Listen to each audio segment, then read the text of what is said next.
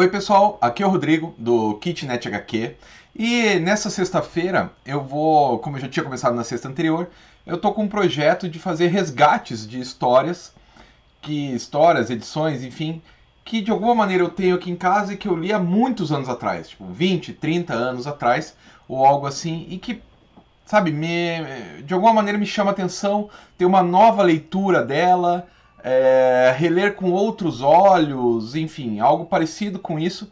Agora, um pouco mais maduro e tal, vai que eu faço isso, agora tenho 46, vai que eu faço isso aos 66 ou 70 de novo e gravo aqui. Mas a ideia é mais ou menos essa, é pegar histórias antigas, edições antigas, dar uma relida e sei lá, às vezes você pode correr num sebo, pode achar em algum lugar e tal, e às vezes na própria internet para ler esse material e dizer o que você acha, né? Então são indicações de obras que, pelo menos no momento em que eu estou gravando, não foram relançadas e que você tem, pelo menos aqui no Brasil, há muito tempo atrás que tem uma edição, né? Pelo menos dessa vez. E o que eu tenho para apresentar aqui da coleção Graphic Novel da Editora Abril, opa, a luz ali, o Viet Song do Frank Capra, quer dizer, Frank Capra é o personagem, né? O autor é o Manfred Sommer. E isso aqui faz parte, olha só que bonitão, a pin-up do rapaz. E isso aqui faz parte da coleção Graphic Novel, que foi de 89 até acho que 93, 94, pela Editora Abril. Essa aqui é de 1990. Não, então acho que foi só até 91 a coleção Graphic Novel. E eu consegui comprar ela muito tempo depois, num sebo e tal. Na época eu não comprei. Eu cheguei a ler na época, em 1990, eu tinha 15 anos. E não gostei. Não gostei, né? Deixa eu mostrar um pouquinho da arte pra vocês. Não gostei porque falava de guerra e tal, e não era super-herói, né? Aos 15 você ainda é meio criança, gosta mais de super-herói e tal, né? Pelo menos na minha juventude, né? Na minha infância era mais super-herói mesmo. Aí hoje em dia é mais mangá, mas de qualquer forma era uma coisa muito diferente daquilo que eu estava acostumado a ler, e eu lembro que eu ficava reclamando porque eu queria mais X-Men, que na verdade era X-Men, eu queria mais os X-Men, queria mais o Demolidor, mais do Homem-Aranha, e ficavam me mandando isso aqui. Mas lendo aos 40 e poucos, já é uma coisa muito mais legal. Primeiro porque você consegue pegar algumas referências. Segundo porque eu sou historiador, não era aos 15 anos. Aos 15 anos fazia ensino médio, eu até gostava de história, mas era isso só, né? Então, por exemplo, o Manfred Sommer começa a primeira história chamada Viet Song já com um agradecimento ao Graham Greene, que deve estar dando para ver aí, né? Aí você tem várias citações, várias. Por exemplo, o nome da artista que ele vai contracenar, que é para quem ele vai contar a história, é a Ginger Astaire, que é a mistura do Fred Astaire, talvez com o Ginger Baker. Não, deve ser com o Gene Kelly, sei lá. Mas, de qualquer forma, o nome dela é Ginger Astaire. Ele, o próprio Kappa, como vocês podem ver aqui, ele é uma mistura de... Cadê? Como é que é? Ela diz aqui, ela fala com todas as letras quem ele é. Uma mistura de Robert Redford com Charlton Heston. E é mesmo. E é interessante porque o nome Frank Capra, o nome do personagem, vem do Robert Capa, que é um puta de um fotógrafo do Vietnã. Talvez o principal fotógrafo norte-americano que esteve no Vietnã.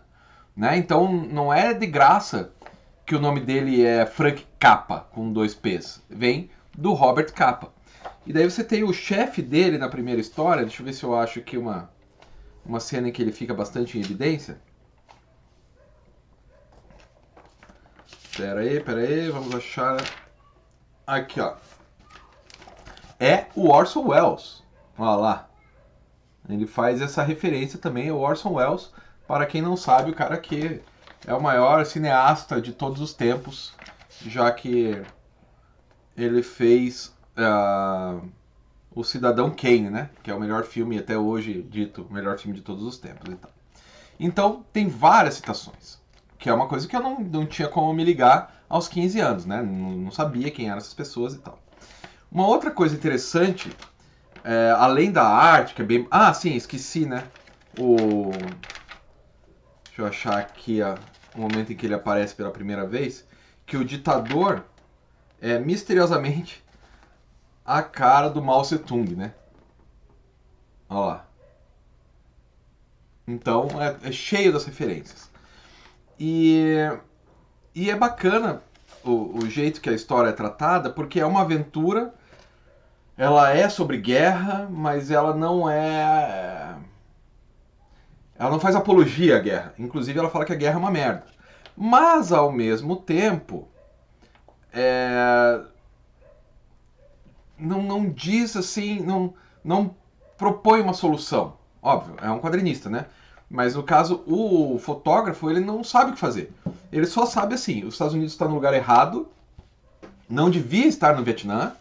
O Vietnã pertencia, ele fala em algum momento aqui, deixa eu ver. Ele fala assim, ó, os Vietcongs sabem o que estão fazendo e nós não. Porque no começo tem uns trechos, tem os trechos em prosa, né? Que são os diários de um correspondente de guerra. E ele fala em algum momento assim, ó, os Joy, eles não sabem por que lutam. Então, psicologicamente, os Charlies, que são os vietnamitas, são muito mais fortes. Os Joy não sabem por que lutam. E os Charlies são muito mais fortes porque lutam para defender a sua casa, o seu país.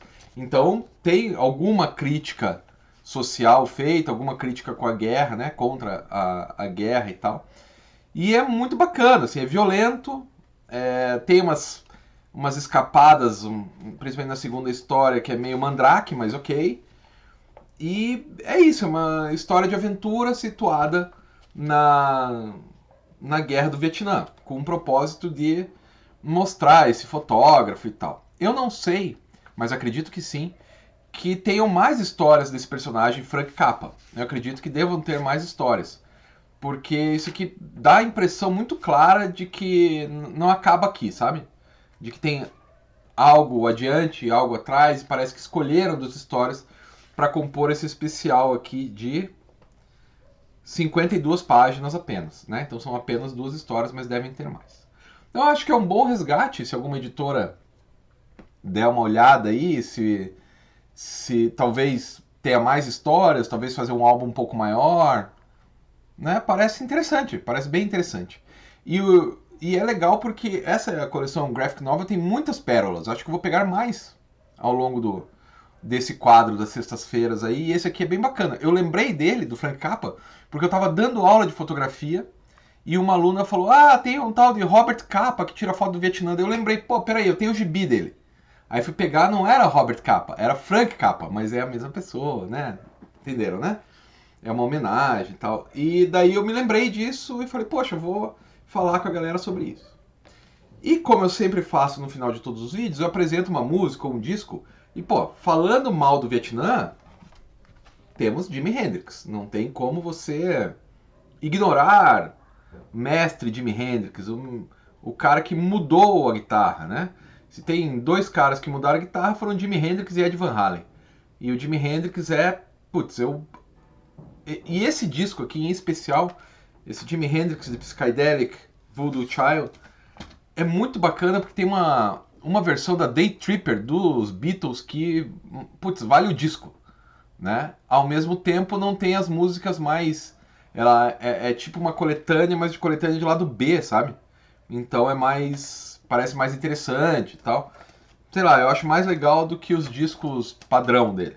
Né? Eu acho que essa versão de Day Tripper, pra mim, é a versão definitiva de Day Tripper, sabe? O cara pegou na veia ali a música.